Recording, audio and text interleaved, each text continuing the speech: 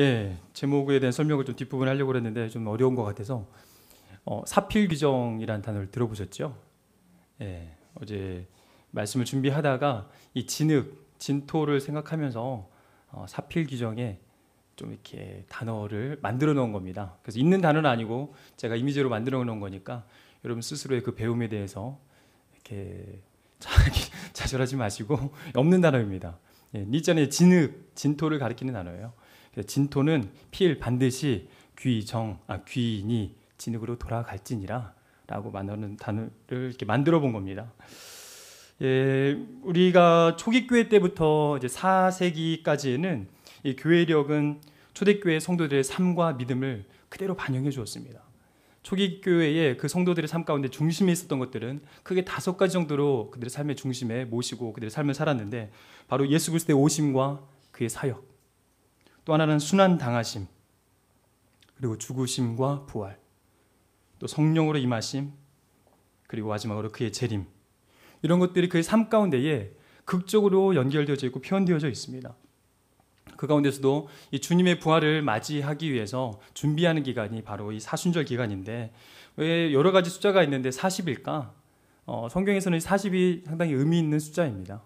여러분 잘 아시겠지만은 하나님께서 천지를 이렇게 창조하시고 나서 이 세워진 질서가 깨어짐으로 인해 이 땅에 폭력과 불순종이 만연하였다라고 노아 시대를 표현하고 있고, 그 가운데 그걸로 인하여서 이 천지를 창조하실 때 정리되지 않았던 것을 질서를 만드신 하나님께서 다시 한번 물 심판을 통해서 새로운 질서를 만들어 가시죠. 그 가운데에 그 노아가 홍수의 방주에 갇혀있던 그 기간, 노아가 무엇을 했겠습니까? 목숨을 걸고 생명을 부지하기 위해서 그 하나님께 간절히 기도했겠죠. 그 40일의 기간을 기억하고 있고, 또 모세가 하나님의 말씀을 받기 위해서 두렵고 떨림으로 시내산에 올라가죠. 시내산 올라가서 하나님의 그 존전 앞에 나아가 하나님께서 나에게 무슨 말씀을 하실지 간절히 사모하면서 기도하며 기다렸던 그 40일의 기간. 예수님께서 공생애를 시작하시기 전에 광야에 나가셨죠. 광야에 잘 아시지만 40일 동안 시험을 받으시면서 그곳에서 무엇을 하셨겠습니까? 광야에는 아무것도 없죠. 오직 하나님 한 분 바라보며 하나님께 집중하고 주목하며 기도했던 그 시간, 바로 40일의 그 시간이죠. 이 사순절의 기간은 그것과 연계하여서 세속과 절연하고 오로지 하나님 한 분께만 집중하여 나아가는 기도의 시간인 겁니다. 그래서 이 시간 동안에 우리가 정말 다시 한번 그 하나님 앞에 정결하게 하나님과 관계를 회복해 나가고, 정말 죄인됨에 대해서 우리가 고백은 하지만 진실되게 우리가 죄인의 회개를 하지 못하는 이런 상황 가운데서 다시 한번 하나님 앞에 회개의 자리로 나아가 다시 한번 정결케 되는 시간인 것입니다. 사실 기대하셨으면 좋겠어요. 지난주 수요일에는 우리가 제의수요 예배로 드렸는데, 아직 개신교에서는 이 예전과 예식이 구체적으로 들어와 있지는 않지만은 이 사순절을 시작하는 날로서 초기 교회는 이 제의수요를 드렸거든요. 지난주 수요 예배 오신 분들은 그 영상을 보셨겠지만은 종려나무 가지를 태워 가지고 올리브유에 이렇게 짓이겨서 검은 먹과 같은 액을 만들어냅니다. 그걸 가지고 이마에다가 이게 십자가를 그리면서 이 생각하는 이 위치에다가 예수 그리스도의 십자가를 지속적으로 기억하도록, 그러면서 또 이게 짓이겨진 이거는 또 진흙과 같이 되어져 있어서 우리가 진토로 말미암았던 것을 기억하게 만듭니다. 여러분 스스로가 어떠한 존재이고 썸띵이 되고 싶어하는 우리의 이 열정 가운데에 하나님께서는 너희는 진흙이고 진흙으로 돌아갈 것을 기억하라라고 말씀하시면서 우리에게 스스로 한계를 지어주시면서 한 줌째로 돌아가는 우리 인생을 기억하게 하시고 하나님 앞에 다시 한번 엎드려지며 회개하게 하는 그런 시작인 것이죠. 그런 의미에서 제수요 예배는 중요합니다. 이 사순절은 무엇보다도 먼저 우리의 옛사람이 죽어지지 않으면은 우리가 그리스도와 함께 새로운 삶을 나아갈 수 없음을 상기시켜주는 기간입니다. 우리는 그의 생명에 참여하기 위해서, 또 우리를 위하여 죽음에서 일어나신 예수 그리스도와 함께 먼저 죽어야 하는 것이죠. 그래야 그와 함께 다시 일어날 소망이 우리 안에 있는 것이지 않습니까? 그래서 부활을 향한 길은 우리의 옛 자아의 철저한 회개를 통한 죽음을 통하여서 가능한 것입니다. 우리 영상을 하나 살펴볼 텐데 이 시간쯤 되면 좀 졸리시죠? 졸리시니까 어깨 한번 피시면서 살짝 영상을 한번 좀 살펴보도록 하겠습니다.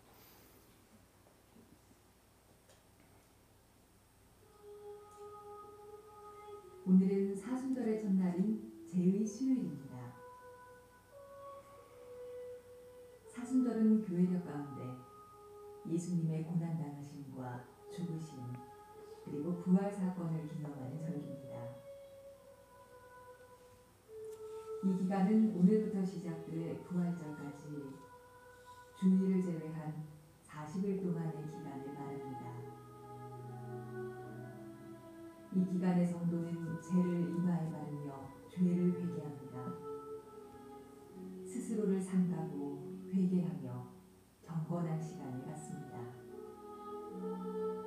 그래서 우리의 죄를 위해 고난받으시고 죽으신 후 부활해 우리를 참 구원의 길로 인도하신 예수님의 은혜와 사랑을 다시 깨닫습니다. 참회, 고난, 절제를 택하고 교만, 탐욕, 분노를 버리며 채식, 절식, 금식을 못하는 거룩한 사순절을 보내시길 기도합니다. 예, 이렇습니다. 초기 교회 성도들은 사실 이러한 삶을 버타며 살았습니다. 40일의 기간 동안에 특별히 정하여서 그들이 그 Remembrance of Baptism이라고 하는데 너의 받은 세례를 기억하라 하면서 종려나무 가지로 물을 뿌리면서 각자에게 세례를 기억하도록 물을 뿌렸었고, 또 세례를 받지 않은 사람은 그 교회 공동체 안에 한 일원이 되기 위해서 이 40일 동안에 집중적으로 성경 공부와 자기의 절제를 통하여서, 그리고 그 기간 동안에 금식과 절식을 통하여서 자기를 정결케 나가며 마지막 부활절 3일 전까지는 온전한 금식을 통하여서 하나님께 나아가는 정말 특별한 의미였습니다. 우리에게는 그 의미들이 많이 퇴색되어져 있는데 이 사순절의 기간 여러분에게 간절히 또 진실되게 권면합니다. 여러분이 사순절 기간 마음을 정하셔서 하나님 앞에서 이 거룩함을 다시 한번 회복하시는 시간이 되기를 간절히 바랍니다. 오늘 성경 본문에 보면은 이것을 회복해야 될 또 한 사람이 나오는데 바로 아담이죠. 이 아담은 몇 번 말씀드렸지만 이 아담아라는 단어를 어원으로 가지고 있죠. 이 단어에서 파생이 되어진 단어인데, 아담아는 말 그대로 진흙, 진토라는 단어입니다. 먼지 이런 단어로 묘시되어 있죠. 이 아담아에서 파생되어져서 아담이 나온 것인데, 이 아담은 그들에게 보통 명사예요. 그들에게 사람을 볼 때마다 아담이라고 생각을 해요. 사람을 부를 때마다 아담이라고 불러요. 그걸 부를 때마다 그들은 무엇을 생각하겠습니까? 그렇지, 사람은 진흙이지, 사람은 진토로부터 말미암았지. 이것들을 기억하게 해주는 그런 단어인 것이죠. 근데 그 아담의 아담됨은 무엇에서 시작되어지는가? 우리가 너무 말씀을 잘 알고 있지만은 하나님의 왕되심을 자율적으로 인정하고 순종하는 삶을 살 때에 하나님의 그 형상과 모양을 따라 피조되어진 아담의 본래적 모습이 회복이 되어지는 것이죠. 사실 세상은 모든 것들은 타율적으로 움직이고 있잖아요. 이런 계절이라든지, 하나님께서 창조하실 때 첫째 날과 넷째 날에 시간과 궁창의 빛과 어둠을 가르치고, 그 다음에 궁창의 이 발광체들을 만드시면서 이 시간에 대한 개념을 만드셨죠. 이 시간에 또 계절과 시간을 주관하는 이런 모든 것들은 다 타율적으로 움직이지 않습니까? 계절이 내가 봄이 올 거야 해서 오는 게 아니죠. 그냥 때가 되면 오게 되고, 누군가에 의해서, 전능자에 의해서 그 때가 되면 오지는 타율성을 가지고 있죠. 공간도 마찬가지입니다. 둘째 날에 만들어진 이 궁창을 중심으로 해서 만들어졌던 이 공간의 개념도 마찬가지고, 땅과 땅에 살고 있는 모든 짐승들과 그 안에 모든 것들이 다 이 타율성을 가지고 살아가게 되는데, 유일하게 하나님께서 자율성을 가지고 살아가게 한 대상이 하나 있죠. 자율적 존재로 만들어진 인간. 인간을 창조하시고 만물에게 이름을 짓는 권세를 주시면서 그 안에서 다스림과 자율성을 우리에게 허락해 주신 것입니다.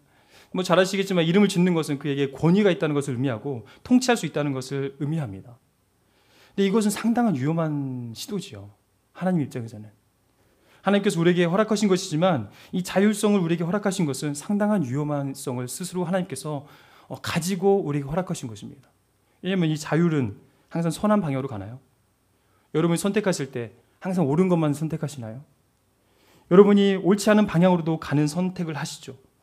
또 우리의 마음의 소원함과 원함이 항상 그 선과 의와 거룩함을 드러내는 방향으로 가는 게 아니죠. 탐심과 맞닿아 있기도 하고, 우리는 욕심과 맞닿아 있기도 하고, 우리의 원함이 이기심과 맞닿아 있어서 그것의 결과로 죄악의 열매들을 맺게 되는 일들이 많이 있지 않습니까? 근데 선하시고 의로우시며 죄를 가까이 하실 수 없는 그 하나님께서 우리에게 자율성을 허락하신 것은 정말 큰 희생을 감수하시고 우리에게 허락하신 거예요. 다른 이유 때문이 아닌 그 사랑이라는 그 단어 하나 때문에. 또 우리 창조의 원형이 그랬죠. 하나님께서 우리를 지으실 때 어떻게 지으셨습니까? 하나님의 형상과 모양을 따라 지었다라고 그 이마고와 캐릭터를 통해서 우리를 지으셨기 때문에 하나님의 그 근본적인 이 성품을 스스로 이율배반적으로 하실 수가 없는 거죠. 그래서 자율적이시고 인격적이신 그 하나님께서 인간의 형상을 따라 만든 이 아담, 인간들에게도 그 자율성을 우리에게 허락해 주신 것입니다. 우리에게 그런 자율적 존재이고 기계적이지 않은 또 순종하는 존재로 기계적으로 순종하는 존재가 아니고 타율적 존재로 만드신 것이 아니고 피조 존재를 무시하는 그런 행동의 방향으로 진정한 사랑이 없는 비인격적인 존재로 우리를 격화시키지 아니하시고 왕이신 하나님께서 스스로 그 위험을 감수하시면서 우리에게 자유의지를 허락하신 것이죠. 그러나 그 모든 것을 다스리고 너희 원하는 대로 너희 뜻대로 자유의지를 가지고 살아라. 그렇지만 한 가지만은 기억하라. 그것이 뭡니까? 내가 하나님인 것, 내가 너를 창조한 창조주인 것, 그것을 기억하라죠. 그것을 위해서 우리에게 은혜를 허락해 주신 게 무엇입니까? 선악과죠. 선악과는 우리를 구속하기 위해서 죄를 짓기 위해서 만든 것이 아니라 우리로 하여금 우리가 흙으로 말미암았고 흙으로 돌아가는 존재인 것들을 기억하게 만드시기 위한 하나님의 특별한 선물인 것입니다. 우리 스스로 하나님의 하나님됨을 거부하지 못하도록 우리가 보여지는 곳에서 하나님의 창조주됨을 인정하고 기억하도록 우리에게 허락해 주신 선물인 것이죠. 그런데 우리의 탐심과 정욕이 갑절의 3장 3절에 보게 되면은 이 사단의 자의적인 해석과 왜곡된 이 말에 우리의 탐심과 정욕이 거의 호응하면서 그 관계가 깨어지게 되죠. 하나님은 나의 왕이시고 우리는 흙으로 빚어진 피조물인 것을 인정하는 것이 깨어진 것입니다. 바로 내 삶의 왕은 내가 심판자, 내가 재판자, 자기 주도적 삶을 살아가겠다라고 결단하는 그런 선택을 하게 된 것이죠. 어찌 보면 이것은 상당히 요즘 시대는 멋있어 보이는 표현일지 모르겠습니다. 자의적으로 살아라, 자기 주도적 삶을 살아라 그렇게 말하고 그것을 칭찬하는 말들도 많이 있죠. 그러나 이 관계가 깨어짐으로 말미암아 우리에게 찾아온 것은 무엇입니까?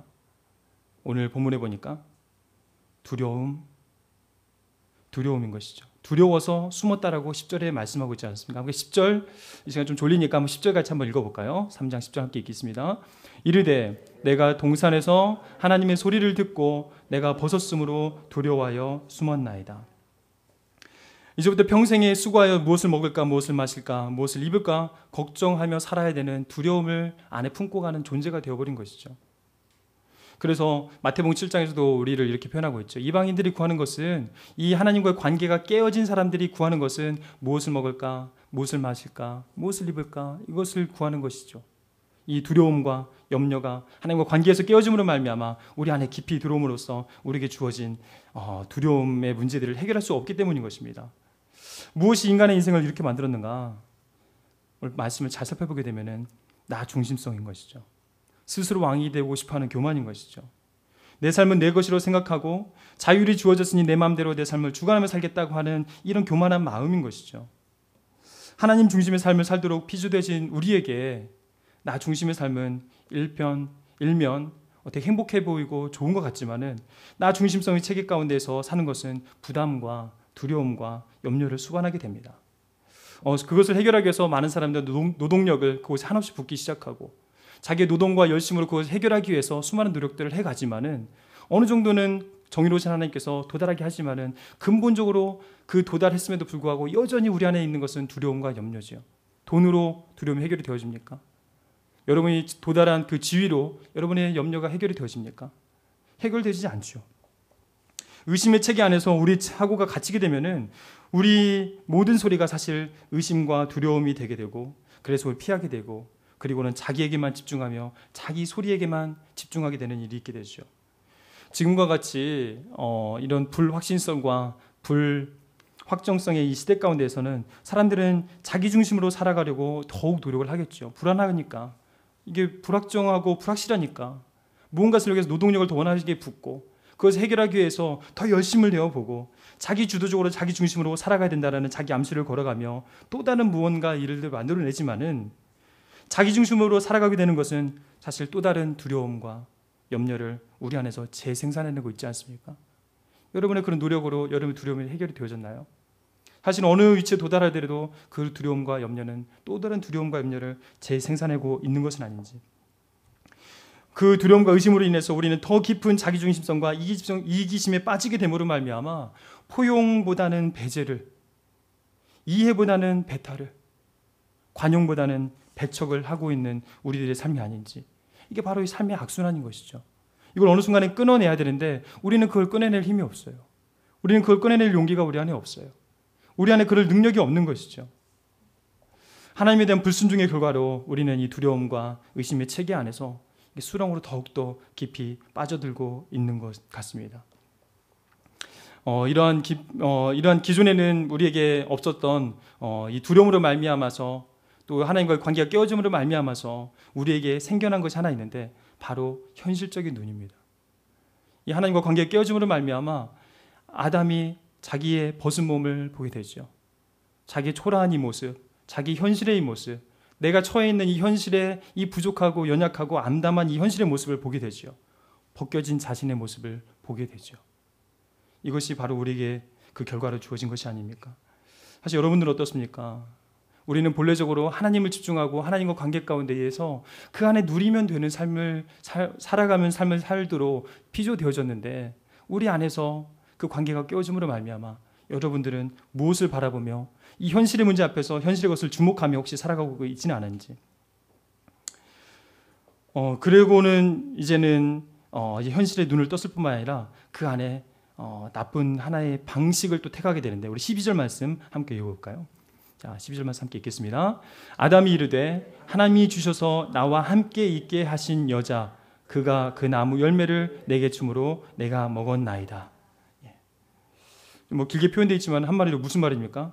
이거 다 하나님 때문 아닙니까? 하나님이 이 여자 만들어가지고 나에게 주셔서 내가 이렇게 먹은 거 아닙니까? 라고 하나님께 지금 소위 우리끼리 말하면 너무 뭐 없이, 싸가지 없이 얘기하고 있는 거잖아요. 남에게 탓을 돌리기 시작하는 것이죠. 바로 사실은 하나님께서 우리에게 주신 건 최초의 그 약속과 그 은혜를 기억하지 않으면은, 그것을 잊게 되면은 우리는 예외 없이 이 문제의 원인을 자꾸 밖에서 찾게 돼요. 그래서 자기의 책임을 축소하려고 하는 것이죠. 그래서 그런 사람은 계속해서 이렇게 꼬이는 사고를 하고 남에게 책임을 돌리고 정가하고 핑계대는 말들이, 불평의 말들이 입에서 계속 반복적으로 나오게 돼요. 이게 사실 이 시점에서 필요한 것은 회개 아닙니까?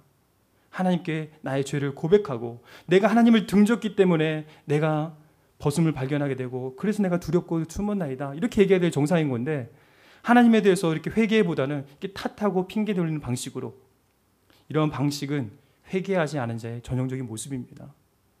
우리 사순절 기간 동안에 사실 회개의 기간으로 잡고 나아가야 될 텐데, 여러분이 진정 하나님 앞에서 회개하고 무릎으로 나아가게 된다면 사실 우리 안에 이런 인격적인 변화가 올 수밖에 없습니다. 남에게 불평하지 않아요. 내가 진토인데, 남이 나에 대해서 불평하고 탓한다고 해서 그것 앞에 내가 이렇게 항거하면서 막 혈기를 내며 분노하지 않아요. 내가 죄인이라는 것을 알기 때문에. 그냥 죄인도 아니고 저 지옥에 갈 수밖에 없는 정말 죽을 죄인이라는 게까지 가는 고백이 진정한 회개인 것 같아요. 잘못했다는 거 알죠. 여러분 스스로 죄인이라는 것도 어느 정도 인정하시죠. 그러나 양심의 가책 수준에서 그걸 인정해서는 안 되고, 진정 죽을 수밖에 없는 죄인이라는 것을 뼈저리게 여러분이 고백하셔야 사실 이 자리까지 나갈 수가 있어요. 우리가 비상적으로 회개하고 대략 이 마음에 가책이 드는 분만 하나님에 대한 벌 받을까 봐 하는 두려움으로 회개하는 경우들은 있죠.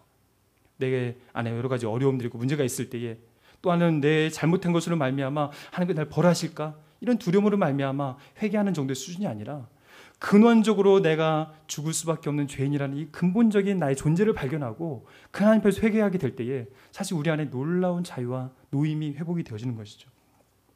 그런 사람들은 원망과 핑계의 방식으로 자기 책임을 축소시키기 위해서 그런 방식을 택하지 않죠.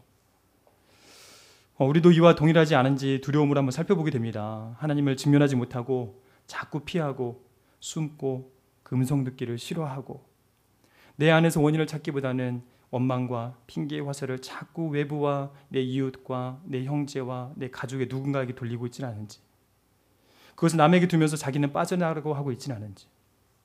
근데 이것이 너무 중요합니다. 왜냐하면 하나님의 이 창조에 이 역사 가운데서 보여지는 것은 사실은 아담과 하와 이 가정을 만드신 것이 아니라 아담과 하와를 통해서 열방을 회복시키기 위한 하나님의 놀라운 계획이 창세기에서부터 계시록까지 가는 것이거든요.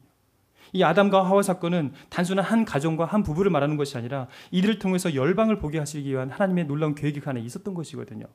그래서 다 말씀드리긴 너무 양이 많긴 하지만은 그래도 그런 의미에서 여러분 한 사람 한 사람이 너무 중요합니다. 한 가정 한 가정이 너무 중요합니다. 왜냐하면은 이 아담의 그러한 핑계와 원망의 방식은 13절에 보니까 너무 쉽게 다른 사람에게도 전이가 되어져요. 한번 13절 한번 읽어볼까요? 여호와 하나님이 여자에게 이르시되 내가 어찌하여 이렇게 하였느냐.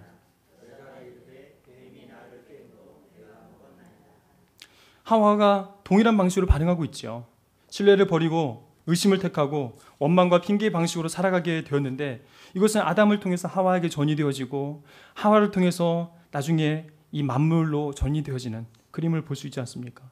그래서 만물은 의심과 두려움하에서 책임을 전가하고 원망과 핑계하는 방식으로 돌아가게 되는 그런 모습이 지금 우리의 사는 모습과 비슷하지 않나요?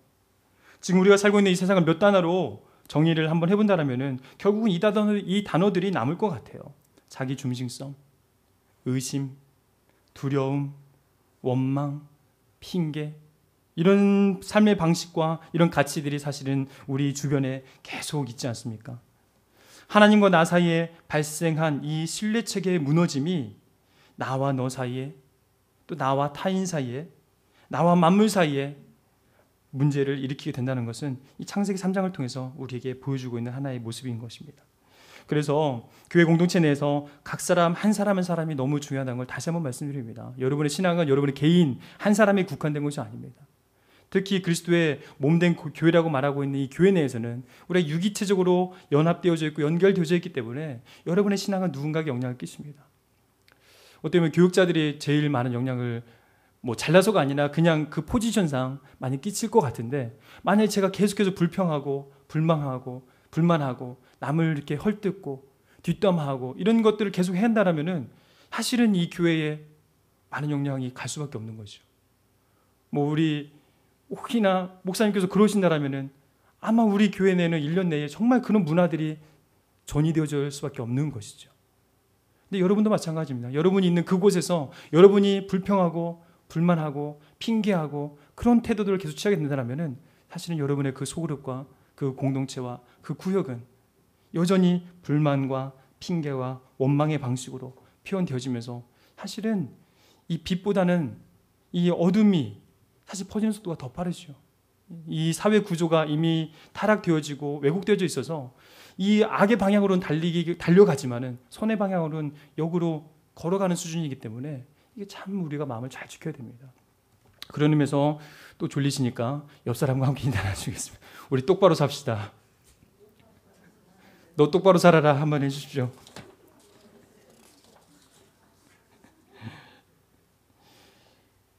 마지막으로 이 아담과 하와에게 필요한 것은 바로 이 핑계와 원망이 아닌 바로 진정한 회개였습니다. 이 사순절 기간에 우리에게 필요한 것도 바로 이 진정한 회개인데 이 창조의 질서가 무너진 이 시대 가운데에 의심의 체계가 우리 사유를 잡고 있는 이 현 상황 가운데에서 신뢰의 체계 가운데로 돌아가기 위해서는 창조의 본래의 모습, 즉 하나님의 형상, 하나님의 통치 방식, 하나님과의 관계를 회복한다는 차원에서 회개는 우리에게 놀라운 축복인 것입니다. 다른 표현으로 이 회개는 우리가 구원을 경험하는 문이 되어주는 것이죠. 만약 우리 안에 진정한 회개가 있다면 우리에게 놀라운 구원의 즐거움이 압도적으로 여러분의 삶을 다스리게 될 것입니다. 구원의 즐거움을 모르시는 분들이 계시다면 아직 진정한 회개의 문을 통과하지 못하신 것일 수도 있습니다. 회개는 하시겠지만 진정한 회개가 무엇인지를 더 생각해 볼 필요가 있는 거죠. 여러분은 여러분이 진정 지옥에 갈 수밖에 없는 죽을 죄인이라는 것을 고백하십니까? 나는 아직 이 정도면 괜찮은 신앙이냐? 나는 상당히 인정받을 만한, 칭찬받을 만한 사람이지. 나는 교회 내에서 이런 봉사도 하고 이런 섬김도 하고 이런 게 나름대로 괜찮지 않나? 이 교회에서는 내가 없으면 안 된다고 생각을 하고 계실지도 모르겠어요. 나 스스로 대단한 말씀의 사람, 기도의 사람으로 자부하며 성경 공부와 말씀의 양을 또한 기도의 양을 나의 견장처럼 자랑하고 살고 있는 것은 아닌지 모르겠어요. 내가 아무것도 아닌 바로 이 nothing의 존재라는 것을 스스로 인정하고 하나님만이 나의 왕이십니다 하고 엎드려질 수 있는 사람, 사람의 시선과 말, 칭찬과 비판의 말에 반응하지 않고 그러한 자극들이 죽어진 사람, 그런 자극들에 이게 죽어진 자아가 된 사람들은 놀라운 하나님의 은총을 경험하게 되는 열쇠를 가지시게 된 것입니다. 우리도 잘 알지만 위대한 성인들을 대부분 다 살펴보게 되면은 그들의 성인들이 공통적으로 말하는 것이 있죠. 고백하는 것이 있죠. 다 스스로가 사악한 죄인이다라고 고백을 하고 있습니다. 사도 바울도 그렇게 고백하고 있죠. 본인이 죄인 중에 괴수라라고 스스로를 평가하고 있습니다. 그 경건하고 그 훌륭한 분들이 사실은 무슨 죄를 그렇게 지었겠습니까? 죄의 양을 말하는 것이 아니라 그들 스스로가 죄인으로 규정하면서 회개의 삶을 이렇게 살아갔기 때문에 진정한 회개를 통하여서 그들의 삶이, 그들의 마음이 더욱더 정결하여졌기 때문에 진정한 회개를 통하여서 매일매일 하나님 앞에, 거룩하신 그 하나님 앞에 자기들이 세워져 있었기 때문에 조금의 죄악도 그들에게 너무나 크게 느껴진 것이죠. 그로 말미암아 스스로를 죄인 중에 괴수라고 말을 하고 있는 것이죠. 그렇다면 이 죄는 내가 죄를 많이 지었느냐 적게 지었느냐의 문제가 아니라 바로 죄는 내가 하나님 앞에 있느냐 없느냐의 문제입니다. 성령님이 양심의 눈을 띄워주셨느냐 아니냐의 문제인 것이죠. 여러분은 여러분이 지옥에 갈 진정한 죄인이라고 그것을 진정으로 바라보는 눈이 띄워지셨습니까? 여러분의 구원의 감격이 진짜 있으십니까? 우리가 예수 믿는 구원의 즐거움을 누리고 계십니까? 내가 지옥에 갈 수밖에 없는 그런 형편에서 내가 구원을 받았다는 것을 안다라면은 사실 우리에게는 그 구원의 기쁨이 끊어지지 않게 되고 우리 삶의 현실적인 문제에 눈을 돌리지 아니하고 진정한 행복과 삶의 의미가 하나님께 있음을 기억하며 하나님을 주목하여 바라보게 되겠지요. 그런데 놀랍게 우리가 죄인이라는 것을 많이들 알면서도 우리가 진정 죽을 수밖에 없는 죄인이라는 것을 통렬하게 엎드려 고백하는 사람은 많지 않은 것 같습니다.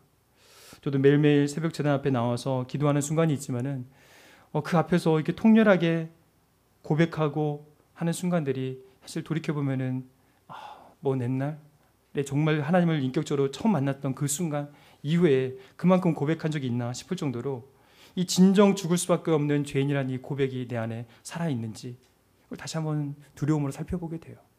근데 이것이 회복되어지면은 여러분 안에 놀라운 구원의 기쁨이 여러분 안에 회복이 되어지고 이로 말미암아서 죄에 반응하지 않게 되는 것이죠. 근데 자기가 지은 죄를 자각하지 못하는 상황에 빠지지 않게 되는 것입니다. 오늘 아담과 하와는 그랬죠. 자기가 죄를 짓고 나서도 그 죄를 자각하지 못하고 있는 하나님을 등진 것, 불순종한 것이 죄의 본질인데 그냥 그것을 자각하지 못하고 남을 탓하고 핑계하고 자신의 환경을 탓하는 진정으로 회개하지 못한 사람들의 모습을 보고 있죠. 마지막으로 그 한 인물만 살펴보면 다윗이 바로 그런 사람이었죠. 다윗이 다윗 되게 됐던 것은 무엇입니까? 시편의 고백처럼 하나님을 내 앞에 항상 모시었으며 다윗이 다윗 됐던 것은 그가 잘나서가 아니라 그가 항상 하나님을 모시고 있었고 아말렉을 치러 갈 때도 어떻습니까? 1차, 2차 아말렉 전쟁을 할 때에도 1차 동일한 곳에 동일한 장소에 동일한 사람을 위해서 전쟁하며 갔는데 그때도 하나님께 여쭙죠. 하나님 올라갈까요? 어떻게 할까요? 2차 때 동일한 곳에 가는데도 자기의 지혜와 자기의 과거의 경험과 경력을 근거로 해서 판단하지 않고 또 하나님께 여쭙죠. 하나님 제가 올라갈까요? 어떻게 할까요? 하나님을 인정하고 그 하나님을 앞에 모시고 항상 살았던 그의 삶이 바로 다윗의 다윗되게 하는 삶이었죠. 근데 다윗이 어떠한 죄를 지었습니까? 정말 입에 담기도 험한 그런 죄악을 짓죠. 레위기법에 의하면은 용서받지 못할 죄악이 있는데 그 중에 두 가지가 이 음란과 간음죄와 그다음에 남의 생명을 앗아가는 죄입니다. 그런 죄들은 반드시 생명으로 대신 대갚아야 되는 죄입니다. 그렇다면은 다윗은 사실 분명히 죽어야 되는 사람인 것이죠. 그런데 다윗이 분명히 죽어야 되는 그런 사람임에도 불구하고 다윗이 하나님 앞에서 철저하게 회개하고 나아갔을 때에 그 모든 것을 하나님께서 없이 해주며 덮어주신 은혜를 바란 걸 보게 됩니다. 그때 다윗의 태도가 바로 이런 태도였던 것이죠. 그가 왕이고 힘이고 실세 있고 권력자이기 때문에 나단이 와가지고 네가 바로 그 죄인이냐 하면서 죄를 드러냈을 때에 사울처럼 힘으로 그 사람을 나단 선지자를 억압하고 다른 10왕들처럼 선지자들을 힘으로 누르고 한 것이 아니라 진짜 하나님 앞에서 말씀하시는 그 사람의 그 빛 가운데 그분이 하나님의 음성으로 이 죄를 드러낸 것을 인정하면서 그 앞에서 아무 말도 하지 않고 핑계대지 않고 남 탓을 하지 않고 눈물로 침상을 적시며 철저하게 회개했던 모습을 계시죠. 바로 자존심, 자아 중심성을 포기하는 것, 이것이 진정한 회개의 모습입니다. 우리 안에 여러 가지 자존심들이 있죠. 저도 오늘 하루 이 말씀을 준비하면서 오늘 하루 이런 말씀을 준비하다 보니까 나에게 좀 도전들이 계속 있었던 것 같아요. 제가 잘못한 게 아닌데 내가 잘못한 것처럼 여겨지는 상황이 있었어요. 그때 내 마음의 상태를 보니까 여전히 욱하는 마음이 있어요. 그냥 말하지 않았고 그냥 죄송합니다 하면 될 거를 누가 했어요? 라고 꼭 말하고 싶어가지고 입이 근질근질한 내 상태를 보면서 이게 정말 하나님 앞에서 언제까지 죽어야 되나, 죽어도 죽어지지 않는 내 자아를 보면서 철저히 하나님 앞에 이 사순절 기간을 드려야 되겠다, 그런 소망하는 마음이 많이 생기더라고요. 여러분, 하나님 앞에서 우리가 그런 회개의 시간들을 이 사순절 기간을 통하여서 반드시 좀 가졌으면 좋겠습니다. 그렇게 되면은 우리 삶과 마음이 정결해지고, 마음이 청결한 자는 복이 있고 그가 하나님을 볼 것이라고 말씀하시고, 내가 나의 마음에 죄악을 품었더라면 주께서 듣지 아니하실 것이라고 말씀하신 것처럼 하나님의 음성을 듣지 못하는 그런 죄악의 상태에서 진정한 회개를 통하여 벗어나 청결한 마음을 가지고 하나님을 보게 되는, 하나님께서 우리에게 원하시는 것은 바로 그 중심이거든요. 그 중심에 자기 중심성을 내려놓고 하나님을 다시 한번 우리 마음의 중심 가운데 모셔드리는 시간이 되기를 간절히 소망합니다.